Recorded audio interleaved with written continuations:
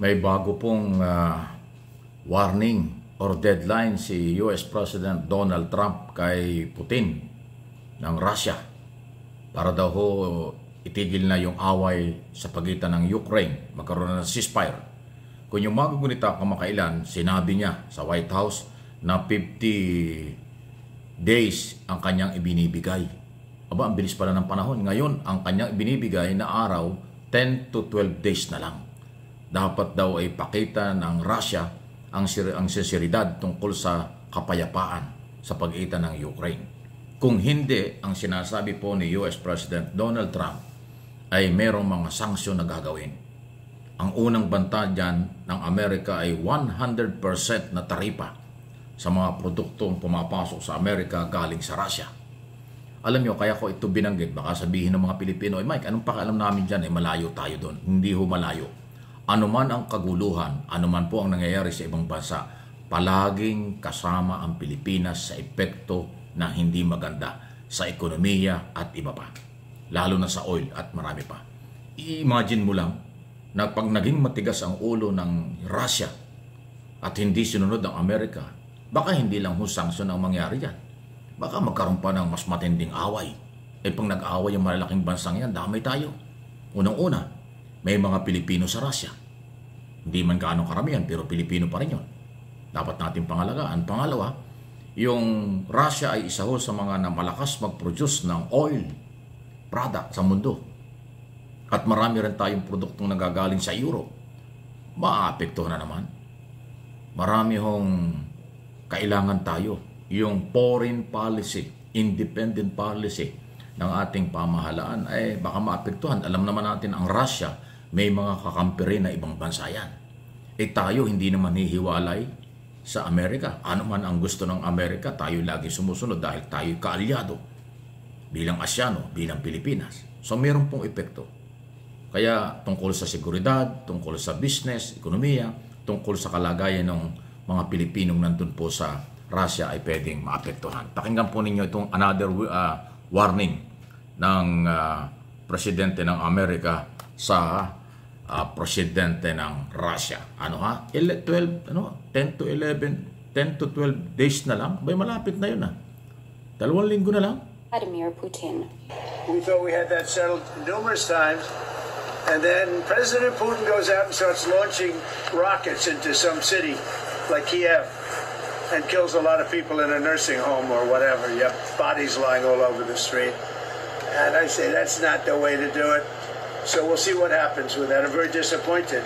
Ani Trump, aagahan. So, ayan po Kasi nga ang sinasabi rito ni Trump, ayun nga pong mga nangyayari sa Ukraine na patuloy po na tinatamaan na kung ano-ano mga damage sa mga building, hospital, eskwelahan, lahat ng mga na dadamay, nasisira dyan po sa Ukraine na pinagtatanggol at kakampi ng US. Kahit na ho nung araw, di ba, naging controversial yung hindi pagkakasundo ng Ukraine President at saka ho ng Amerika doon sa White House na ang balita nga, pinalabas pa ng White House yung yung presidente ng Ukraine kasi hindi sila nagkasundo sa mga bilateral meeting nila. Pero hindi naman nila pwedeng i-abandon na yan. Kasi yung NATO, ang samahan ng malaking mga bansa sa mundo ay pumapabor at sumusuporta sa Ukraine.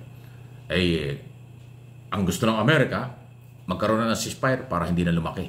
Kasi may epekto na nga ho sa Europe at maraming bansa sa mundo. Kasama tayong mga Asyano. Kaso iba nga ho ang galaw ng Putin. Hindi nga ho, sabi nga ng Russian government ng isang araw lang, wala kami pakialam dyan.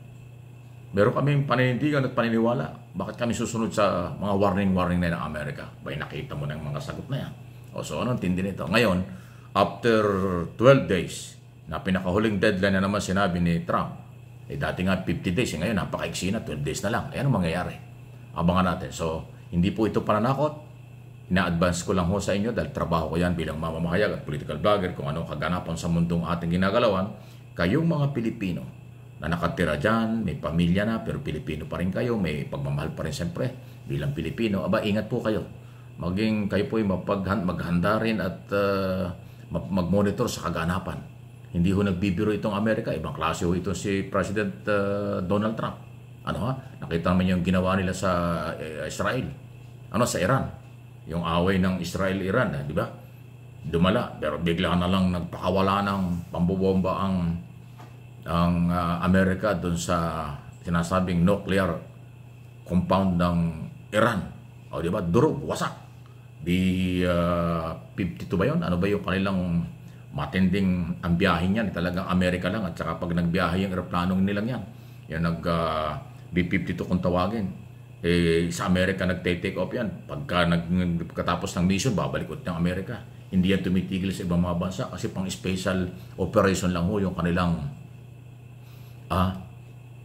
malakas na facilities na kayang magpalubog ng isla. Ganun katindi yung kanilang armas.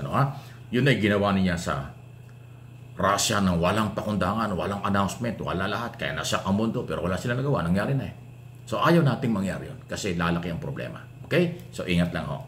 Mga Pilipino sa Russia, kamusta na po kayo? Although panahon ko ngayon yata, kung di ako kakamali, summer din sa kanila. Mainit din. Pero mainit din po yung mga warning ng Estados Unidos. Anyway, balik tayo dito sa ating bansa. At siyempre, lagi tayong nakabantay dito sa ating bayan.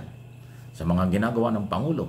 O yung para hindi magkalituhan yung zero billing sa mga hospital. Government hospital ito, under lang ng Department of Health. Yung mga hospital na under ng mga local government, ng mayor, ng governor sa mga probinsya, hindi po kasama yon. Yung private hospital, hindi rin. Baka mamaya pag nagpa-hospital kayo at siningil kayo, sabi, akala ko ba zero billing na? Ba, hindi po. Doon lang po sa hospital na under ng Department of Health. Ibig sabihin, national o hospital ng national government. Yun lang po ang zero billing. Kasi ang magbabayad doon, magte-take over doon sa inyong mga gastusin, PhilHealth. Yun po ang clarification tungkol sa issue. Kasi yung iba umaasa na, pagamot na tayo. Zero billing na pala. Abay, sandali. Alamin muna ninyo. Huwag kayong nakakita ng hospital, pasok kayo, magpagamot kayo, kala nyo zero billing, delikado yan. Kung private yan, babayad kayo, napakamahal. Kung hospital na hindi naman pala kasama yan sa listahan, bayad ulit kayo. So, alamin muna ninyo. Ano bang hospital ang sakop under ng Department of Health? Pwede naman kayo magtanong dyan. Sa inyong mga lugar, sa mga probinsya, kahit dito sa Metro Manila, ano bang hospital ang sakop ng Department of Health? Yan ang zero billing. Dahil ang sasakop nun, PhilHealth. Yan ang sinabi ng Pangulo dun sa State of the Nation Address. Kaya parang buti nakakaliwanagan. Baka kasi magkaasahan Tapos pati kami sisisihin nyo. Akala ko ba libre? Ba, sandali. May limitasyon. Meron pong policy. Hindi lahat libre. Ayan. Ang libre, itong aming ginagawa at ginagawa kong paghahatid ng balita sa inyo. Paghahatid ng impormasyong totoo. Walang fake news. Ito, libreng at sakripisyong ginagawa ko para sa inyo. Di ba? Yun po yun.